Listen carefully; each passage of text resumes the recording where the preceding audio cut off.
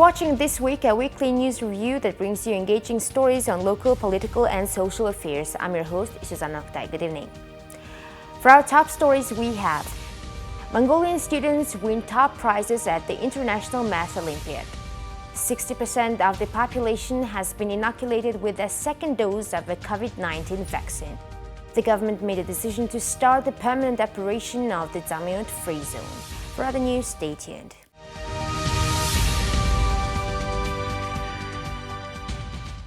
In last 2 weeks, 6 Mongolian students attended the International Mathematical Olympiad and each student won a medal with 2 gold, 2 silver and 2 bronze. The Mongolian team ranked 11, which is a new record.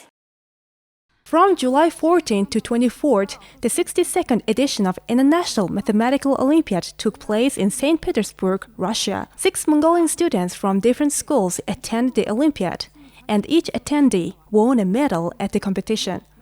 In total, the Mongolian team won 2 gold, 2 silver, and 2 bronze medals. The team ranked at number 11 with their total score, surpassing strong teams such as Japan and Vietnam. The students were diligently trained under the Mongolian Math Olympiad Committee and Math Department of National University of Mongolia in last 2 years.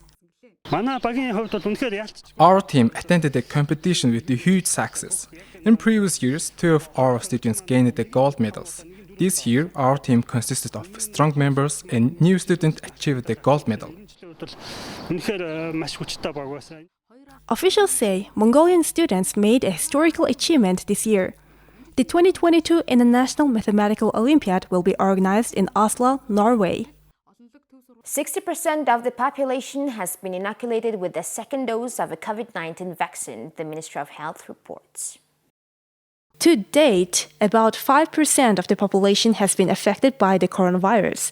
Health officials note that the vaccines have been playing a big role in preventing a massive COVID-19 spread among the public. It is calculated that if the vaccination rollout hadn't been implemented, around 1 million people would have been infected by September 2021, that is around 30% of the population. Health officials informed us that the vaccine will prevent COVID-19 infection by 60 to 75% and reduce health complications by 90 to 95%. It is estimated that if 70% of the population is vaccinated, herd immunity can be achieved. 68% of total population is aged above 12. As of today, about 60% of them have been inoculated. Now we are targeting the remaining 8% to get the shots. The higher the percentage, the better it is. In other words, today, 6 out of 10 people have been inoculated and minimized their risk of contracting a COVID-19 infection. Sources say it is the best method at this moment for curbing any further spread. Thank you for staying with us on MNB World. 33 ventilators donated by the Hungarian government arrived in Ulaanbaatar on July 29th. A ceremony for the handover of the ventilators was held at the Ministry of Foreign Affairs and was attended by the Ministry of Foreign Affairs and Trade of Hungary, Peter Szijjártó, and the Mongolian Ministry of Foreign Affairs, Patsik. Earlier this month, on July 16, the government of Hungary announced that it would give a gift of 33 state-owned ventilators to the Mongolian Ministry of Health, given the conditions resulting from the COVID-19 pandemic. The ventilators, valued at $1.6 million, arrived in Ulaanbaatar on Thursday morning. The ceremony for the handover of the ventilators was held at the Ministry of Foreign Affairs and was attended by Ambassador of Hungary to Mongolia, Barbala Obrushansky, member of the National Assembly of Hungary, Laszlo Horvat, and other Hungarian and Mongolian officials. Later, Minister of Foreign Affairs Patsik and Minister of Foreign Affairs and Trade Szijjártó held bilateral talks. Mongolia and Hungary celebrated the 70th anniversary of the establishment of diplomatic relations in 2020. Each year, the Hungarian government provides scholarships to 200 Mongolian students. The two countries resumed archaeological cooperation in June 2021, and archaeological research of the tombs of Xiongnu period aristocrats is currently underway in Bilkham in Ulaanbaatar. On July 28th, the government made a decision to start the permanent operation of the Zamiin-Uud free zone. Experts indicate that it will expand local production. Zamiin-Uud is a zone of Dornogov province in southeastern Mongolia. The operation of the Zamiin-Uud free zone has been stalled for more than 20 years. On Wednesday, the government announced the free zone will be permanently in operation starting from August 14th. With the continuous operation, it will be possible to produce about 2,500 different types of produces at the Zamiin-Uud free zone. The products labeled Made in Mongolia will have full access to third country markets. In addition, GDP will be 1.6 to 2.3% and will increase to 10% over the period 2022 to 2036. As a result, 9,400 direct jobs will be created by 2025 and 15,000 by 2030. In 2021, the Governor's Office of the Zamiin-Uud Free Zone will gradually increase the capacity of the infrastructure stations, create a favorable environment for investors and businesses, support sustainable management activities, and establish a port access system in the free zone. In cooperation with the Development Bank, the Economic Cooperation Regional Development Project has been launched. In connection with this decision, a working group consisting of relevant ministers was instructed to visit the site and take urgent measures to intensify the work to provide the free zone with all necessary infrastructure. You're watching us on MNB World. Thank you for staying with us. Now let's take a look at Mongolia's weekly current affairs. During his visit, he met with His Majesty the Emperor of Japan and with the Prime Minister of Japan, Yosuga. Prime Minister Oyurten attended the opening ceremony of the Olympic Games and was accompanied by the Secretary General of the ruling Liberal Democratic Party of Japan, Nikai, Chairman of the Japan-Mongolia Friendship Group in the House of Representatives, Hayashi, and members of the Japanese Parliament. He also had a meeting with the leadership of Japan's NCCD to discuss current issues and bilateral cooperation. According to the schedule, Prime Minister Oyurten will stop over in South Korea on the way back and hold a working meeting with the Prime Minister of South Korea, Kim Boo-kyung. The prime ministers of the two countries will exchange views on the management of the pandemic response, procedures for the movement of citizens, bilateral relations, cooperation, and ongoing projects and programs. Colonel General Wei Fenghe, member of the State Council and Minister of Defense of the People's Republic of China, paid an official visit to Mongolia on July 26th. During his visit, the Minister of Defense of the People's Republic of China met with the Speaker of the State Great Khorol, Zandeshatar, and the Minister of Defense, Sayhanbayr. Member of the government and the Mongolian Minister of Defense and his Chinese counterpart discussed issues of cooperation in the field of defense, international and regional security, and exchanged views. The two ministers also emphasized the importance of strengthening the comprehensive strategic partnership between Mongolia and China in the field of defense and noted that, as the pandemic situation slowly improves, military visits, exchanges of views, security consultations, and personal exchanges at all levels of collaborations, such as training exchanges and joint field exercises, will continue to take place. The Mongolian Minister of Defense noted that the visit of Colonel General Wei Fenghe to Mongolia is a sign of achieving a high level of bilateral relations and cooperation in the field of defense, and stressed that this will be an important impetus for the transition of defense relations to a new level. In Arhantol-som of Siling-Amag, a freight train belonging to UB Railways crashed and spilled a lot of oil products, causing significant damage to the environment. The accident occurred 207 kilometers from Skwater-som in Siling province. Professional organizations are working at the site where the fuel spill occurred to take the necessary initial mitigation, neutralization, and soil disposal measures. According to the results of the Environmental Analysis Laboratory, 0.007 milligrams per liter of oil products was found in samples taken from the edge of the yellow water. Soil analysis was carried out in 4 stages at a depth of 10 to 70 centimeters, and the maximum contamination was determined at a depth of about 50 centimeters. The vegetation of the area is grassy with light brown soils with river valleys and pastures. At the moment, an assessment of the impact on the environment is being carried out by specialized organizations. Prime Minister Oyurten held a working meeting with the Prime Minister of South Korea, Kim Boo-kyung. The Mongolian Prime Minister expressed his desire for a strategic partnership as South Korea's third neighbor, as well as an increase in the frequency of mutual visits at the highest level, economic cooperation, trade and investment. Both sides agreed on the importance of close cooperation in the current difficult situation of the COVID-19 pandemic and agreed to work closely together to share knowledge, experience, and information aimed at overcoming the pandemic. Prime Minister Oyun thanked the government of the Republic of Korea for its support of citizens during the pandemic, conducting special charter flights and combating the pandemic. He also called on the government of the Republic of Korea to support the protection of the Mongolian citizens living in the Republic of Korea during the pandemic and ensure their vaccination. The Korean Prime Minister congratulated the people of Mongolia on the 100th anniversary of the People's Revolution. He also thanked the government of Mongolia for supporting the Northeast Asia Cooperation Initiative on Infectious Disease Control and Healthcare and the new Northern Policy. The parties agreed to deepen cooperation in international and regional arenas, especially in the field of peace and security in Northeast Asia. For the Tokyo 2020 Olympics, a total of 5 Mongolian referees have been included in the referee teams. They are working at 4 types of sports, which are judo, boxing, archery, and weightlifting. Among the 4 female judges, one of them is Mrs. Inktsitsik. She was included in the top 16 judo referees of the International Judo Federation for this year's Olympic Games. And Mrs. Inktsitsik became the first female Mongolian referee to participate at the Olympics.